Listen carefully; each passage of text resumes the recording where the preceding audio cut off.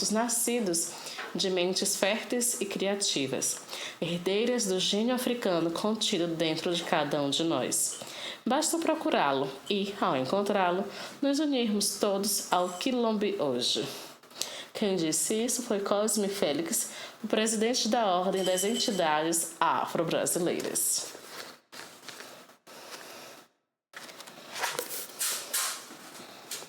Então percebe aqui que a temática é voltada à valorização da identidade africana, resistência e cultura. É uma obra atual que reflete os desafios de uma sociedade que ainda lida com o racismo estrutural e importante contribuição, riquíssima. E este livro é reconhecido por seu papel na valorização e na promoção da literatura negra brasileira, um espaço fundamental para vozes negras emergentes e consolidadas no país. Aqui, exemplo de desenvolvimento 2, certinho aqui. Outro sim é um elemento coesivo, caso você queira começar o seu D2. A literatura negra brasileira desempenha um papel crucial na construção de uma narrativa histórica social que muitas vezes foi negligenciada ou distorcida pelas vozes dominantes. E agora vem o repertório. Nessa lógica, a coleção Cadernos Negros tem sido um espaço vital para a promoção e a divulgação da produção literária e intelectual de escritores negros, refletindo sobre as questões de raça, identidade e resistência no Brasil. Nesse sentido, essa missão é mantida ao apresentar textos que discutem a luta contra o racismo estrutural, a herança colonial e as diversas formas de resistência cultural. Ao fornecer um espaço para que vozes negras se expressem, Cadernos Negros não só contribuem para o enriquecimento da literatura, mas também desafia a marginalização das perspectivas negras. Marginalização, vocês sabem que é sinônimo de exclusão, né? Reafirmando a importância da diversidade cultural para o entendimento pleno da sociedade brasileira. Assim, a revista cumpre um papel essencial na transformação social, funcionando como uma ferramenta de afirmação da identidade negra e de luta contra a perpetuação das desigualdades raciais. Esse é o do primeiro período, poderia ser I. Eu acho que é isso. Você quer dizer, Rafa, começa o período com o I, a conjunção aditiva I? Acho que é isso que você quer dizer. Eu não sugiro começar período assim. Eu sugiro... Tem os operadores inter, que é início de parágrafo, que eu já falei para você. Eu acho que você está me perguntando sobre os operadores intra, que é dentro do parágrafo. Aí eu sugiro, a partir disso, anote. Eu sugiro... Não, quero dizer sobre negligenciada ou distorcida. Foi alguma leitura daqui, né? Desse parágrafo mesmo? Deixa eu ver. Negligenciada ou distorcida? Foi desse parágrafo ou do parágrafo anterior? Tá aqui, no primeiro período. Foi negligenciada. Negligenciada. Se você quiser, você poderia substituir por isso, negligenciada e distorcida. Aqui foi usada como se fosse sinônimos. Foi negligenciada ou distorcida como se fosse sinônimos e que equivalesse um ou outro. Tá? Mas se você quiser mudar o sentido, fique à vontade. Tá, Rafa? Entendi agora. A Casa do Mistério. Este livro aqui, Estão vendo?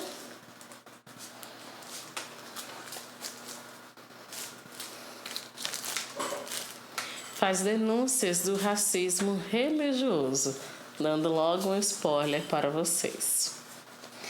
De Gildecir de Oliveira Leite.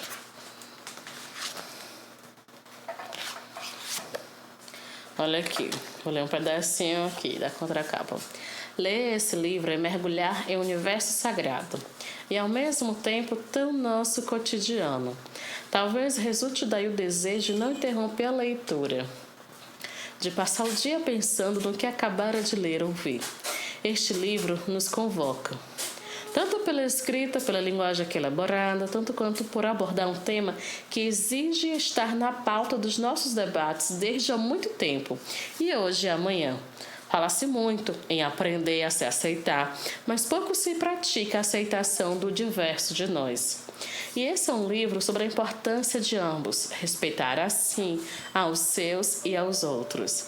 E quem nos diz tudo isso é a boca que tudo come e é a mesma que se move para atuar como narrador deste livro. Essa escolha é feita pelo autor condiz com sua proposta. Quem nos narra é aquele que representa a multiplicidade, a diversidade, o reordenamento das coisas no mundo. Que tenhamos olhos abertos e orelhas em riste para, de fato, ler e escutar o que lhe sopra nos nossos ouvidos. Quem escreveu isso foi Carla Patrícia Santana, da Universidade do Estado da Bahia. Aí, voltando, nesta obra nós temos uma mistura de realidade e mistério. Por que, Jéssica? Porque explora a cultura e as tradições da Bahia, destacando a vivência nas comunidades urbanas e rurais.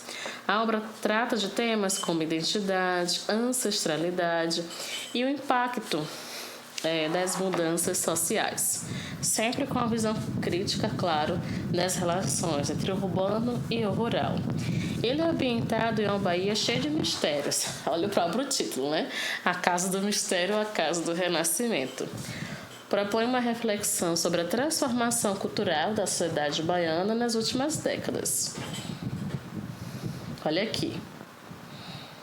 Então, trabalha a questão as mudanças sociais, econômicas e políticas que impactaram a região, bem como as influências africanas, a herança colonial e a modernização que chegaram à Bahia, e o mistério cultural, que pode ser uma metáfora para a complexidade e a riqueza das tradições baianas, suas origens profundas e a maneira como elas coexistem com as pressões de um mundo em constante mudança. Então, óbvio que a Universidade do Estado da Bahia vai valorizar obras assim, né? E como eu falei que essa obra denuncia o racismo religioso, podemos falar acerca do desrespeito às religiões de matrizes africanas, concordam? Que tem sido um fato rotineiro nos dias atuais do Brasil e da Bahia. Então, é uma situação que evidencia o racismo no Brasil e nas instituições. Esse evidencia aqui, gente, é sem acento, viu? Evidência, o substantivo evidência tem acento, mas o verbo evidencia não. Esse errinho aqui, ó, perdoe. E ele é doutor, tá? Professor doutor. Olha,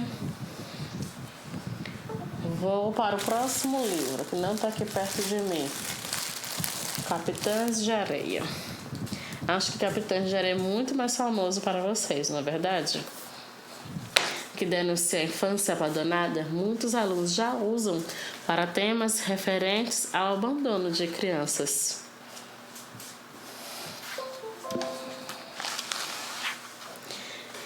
Então, vocês já sabem que Jorge Amado narra aqui em Capitães de Areia a vida de um grupo de jovens marginalizados, os chamados Capitães de Areia, que vivem nas ruas de Salvador.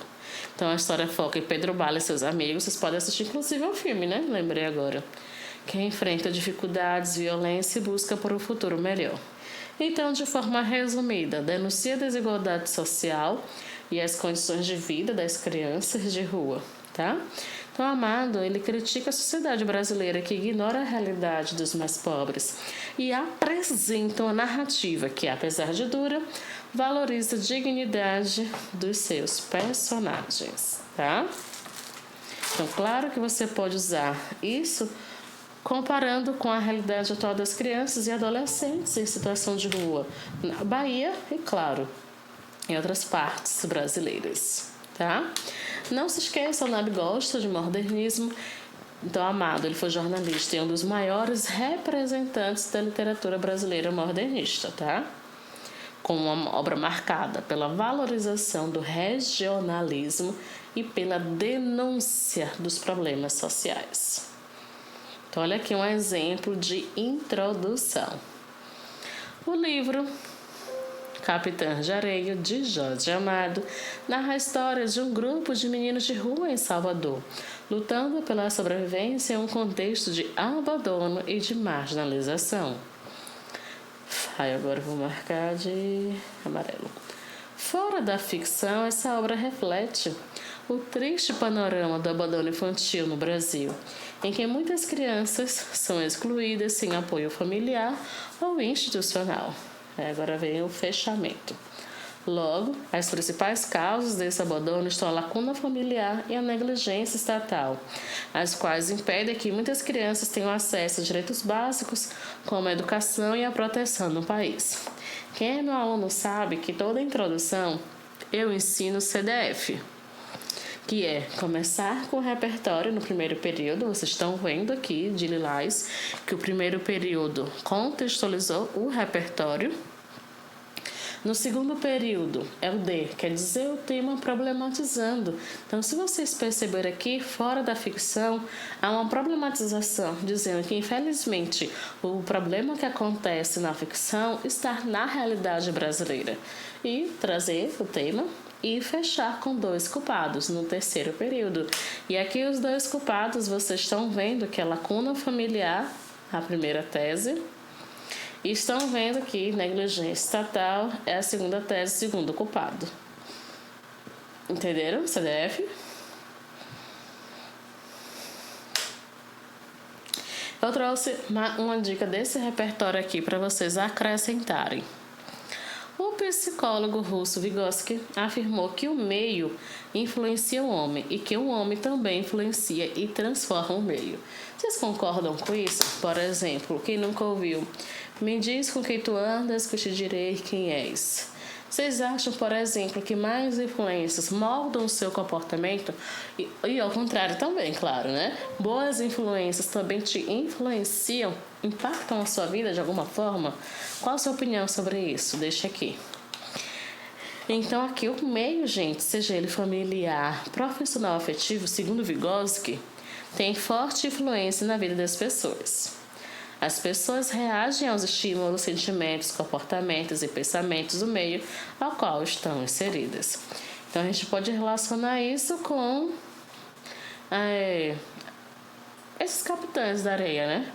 Que, devido a esse meio, recorrem a coisas ilícitas, né? Para sobreviver. Vamos falar agora dos contos indígenas. Aqui, ó.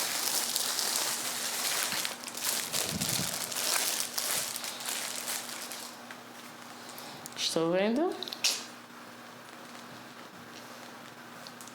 Contos indígenas brasileiros, de Daniel Munduruku. Vou ler o que está aqui atrás para vocês.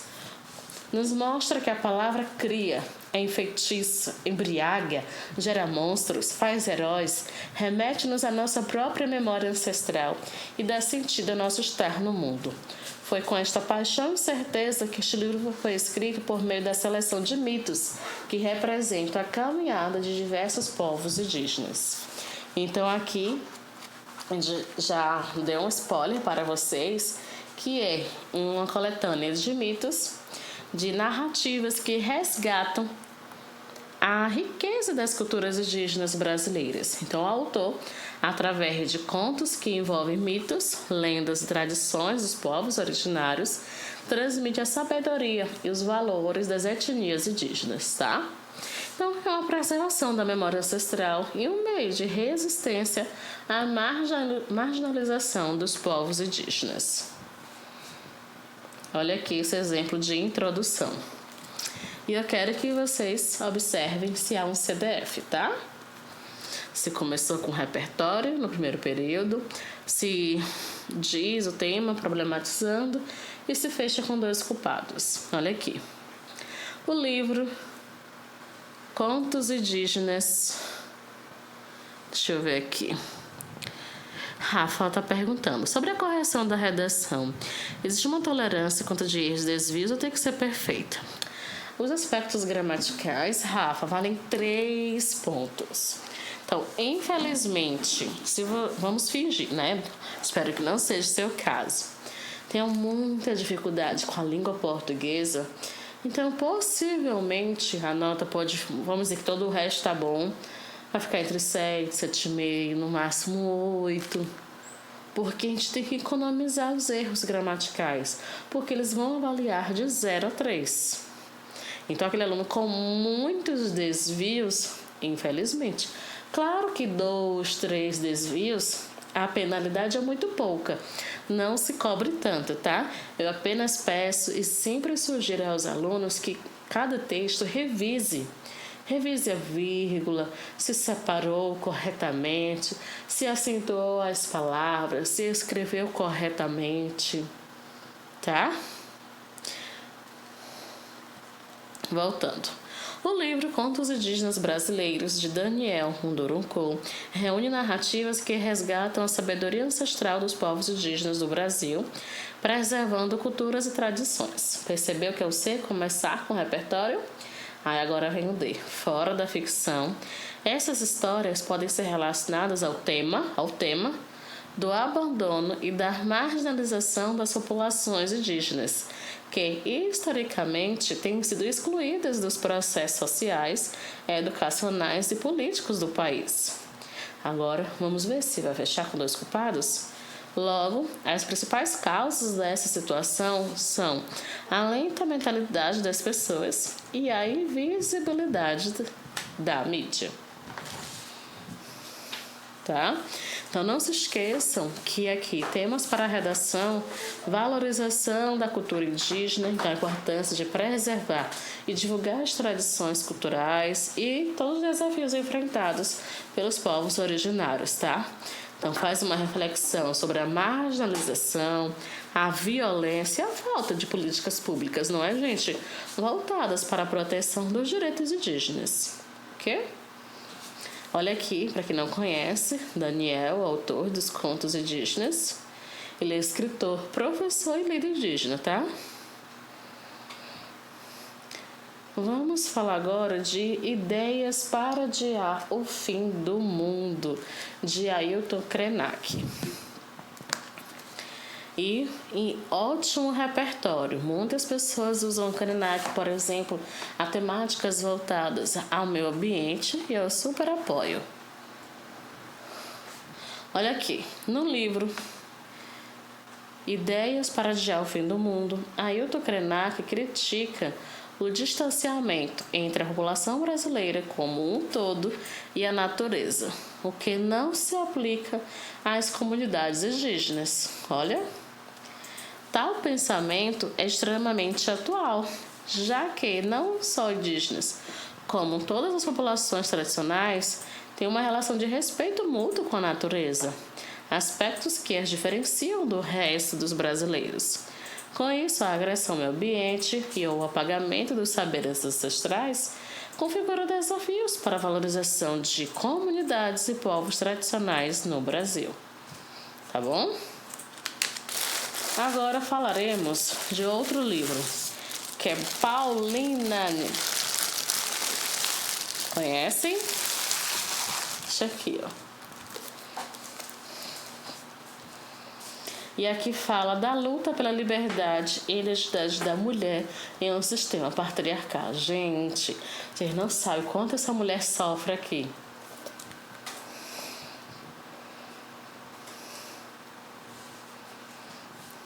Aqui, a protagonista, ela se chama Rami.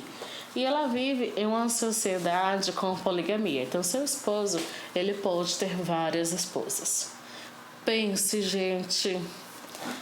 Aí aqui tá.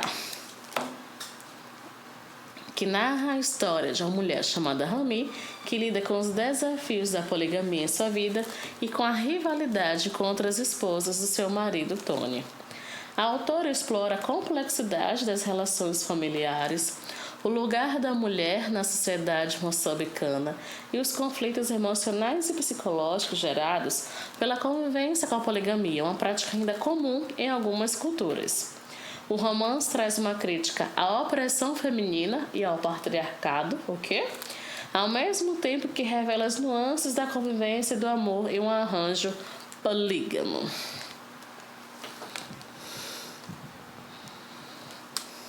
Tá? Então, nesta obra aqui nós temos poligamia e os direitos das mulheres, patriarcado e relações familiares, a mulher, quanto a mulher é submissa aqui nessa cultura, e a rivalidade nas relações polígamas. Olha aqui, gente, também trabalha a questão da sororidade. Você sabe o que significa esta palavra? Aqui, sororidade podemos resumir em a união entre as mulheres. Sororidade não é nome de remédio, mas sim a união e aliança entre mulheres, baseado na empatia e companheirismo em busca de alcançar objetivos em comum. Por isso a placa aqui com essa mensagem impactante. Mexeu com uma, mexeu com todas. Então aqui nós temos mulheres unidas em prol do combate às opressões do patriarcado. Sororidade. E aqui um exemplo de introdução usando Niket, uma história de poligamia. O livro Niket, uma história de poligamia. Lá vai ficar salva Evelyn Luiza, né? Heloísa. Sim, vai ficar, amor. Bora lá. O livro Niket, uma história de poligamia de Paulina Tiziani, narra a história de Rami, uma mulher que vive a dura realidade da poligamia. Nesse sentido, a obra traz à tona questões profundas sobre a desigualdade de gênero, mostrando como as mulheres em muitas sociedades são subjugadas a práticas que as relegam à condição de subalternas. Desse modo, é necessário apontar as principais causas desse revés. Olha aqui. Toda introdução não peço para fechar com dois culpados, o legado histórico e o machismo estrutural.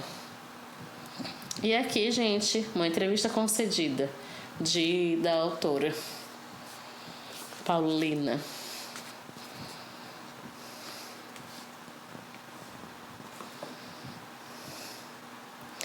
E vou ler para vocês o que ela fala. Eu digo que não sou feminista. Sabe por quê? Eu sou uma mulher. Com as histórias de mulheres, vivo ao meio das mulheres. Então, quando escrevo, não estou a seguir corrente nenhuma. Estou a falar da minha verdade, que é ser mulher.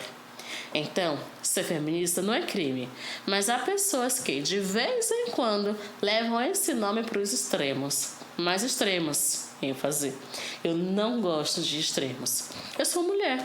Passei por situações pelo fato de ser mulher, pelo fato de ser negra. Então, deixe-me dizer aquilo que eu sinto.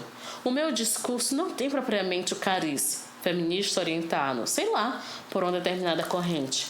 Porque a gente sabe que há feministas socialistas, feministas de extremos e feministas de outras orientações. Eu não me considero tal coisa. Considero-me uma mulher que vejo um mundo de injustiças à minha volta, na minha própria sociedade. Uma entrevista concedida de Paulina a Yanar Pereira. Vale muito a pena, gente. Agora eu vou falar de laboratórios de incertezas. Deixa eu ver se eu acho aqui. Achei.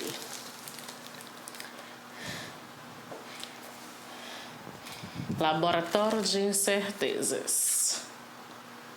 Aqui.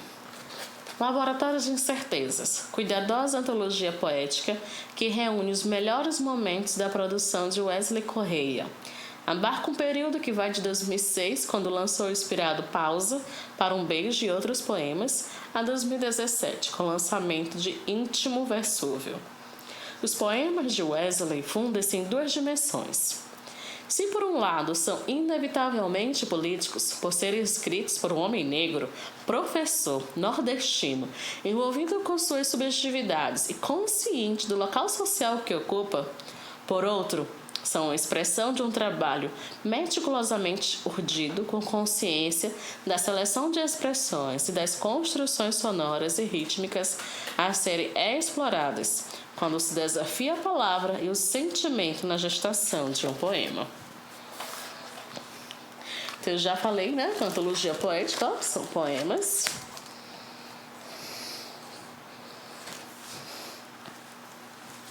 Em Laboratório de Incertezas, turma, Wesley Correia, ele explora temas de incerteza, identidade e a busca por respostas em um mundo cheio de perguntas.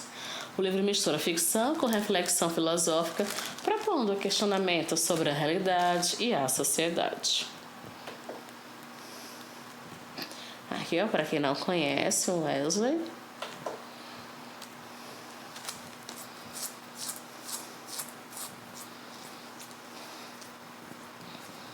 E agora eu vou falar sobre este livro aqui, ó.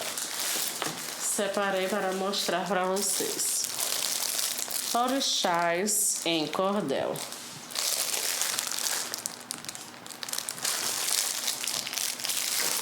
E um resumo para vocês. Traz uma reinterpretação das lendas e mitos dos orixás com uma linguagem vibrante e popular do cordel.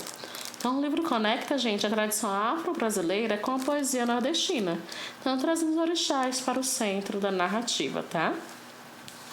Então, o Buli Buli, ele consegue trazer a riqueza cultural, mantendo a essência das tradições e trazendo para o contexto da literatura popular.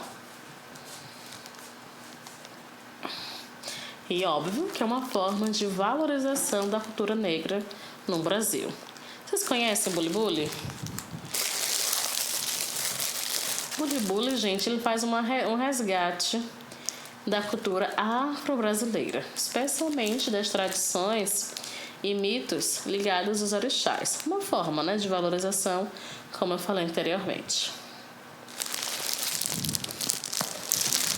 Não posso terminar esta live sem falar da minha professora do próximo livro, Dia Bonito pra Chover, de Lívia Natália. Eu fiz letras vernáculas na Universidade Federal da Bahia. Ela foi a minha professora, tá bom? E a lembro logo no início da minha graduação.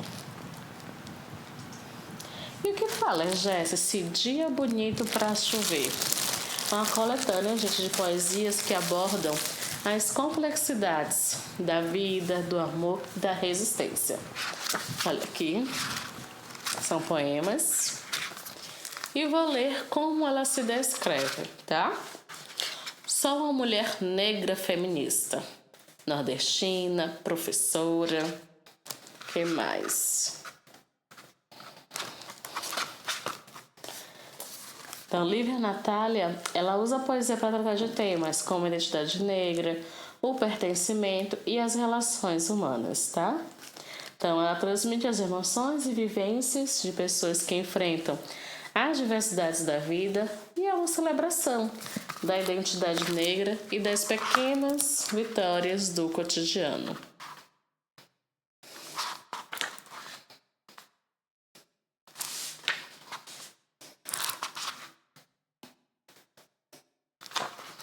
Deixa eu ver aqui. Vocês gostam de ler poemas?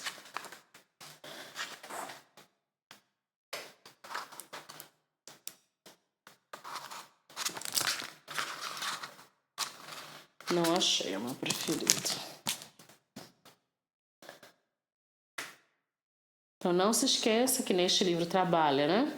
A vida dela sempre aborda a questão racial e de gênero com uma forte perspectiva de resistência e empoderamento. Então, gente, ao usar esses conteúdos na redação, você está fazendo uma conexão entre a obra literária e questões sociais atuais, tá? Demonstrando que a cultura e as tradições são fundamentais na construção da identidade de um povo. Então, essa reflexão que fizemos hoje sobre a transformação cultural da Bahia e os desafios enfrentados pelas suas comunidades Claro que é uma forma eficaz de abordar temas como transformação social, identidade cultural e resistência, que são recorrentes tanto na UNEB quanto outros vestibulares e possíveis temas de redação. Então, espero que vocês tenham gostado dessa análise que eu fiz dos livros, ligando a literatura à redação para criar mais sentido, mais vontade de estudar sobre essas obras e que vocês entendam por que ter repertório é essencial para a vida, tá?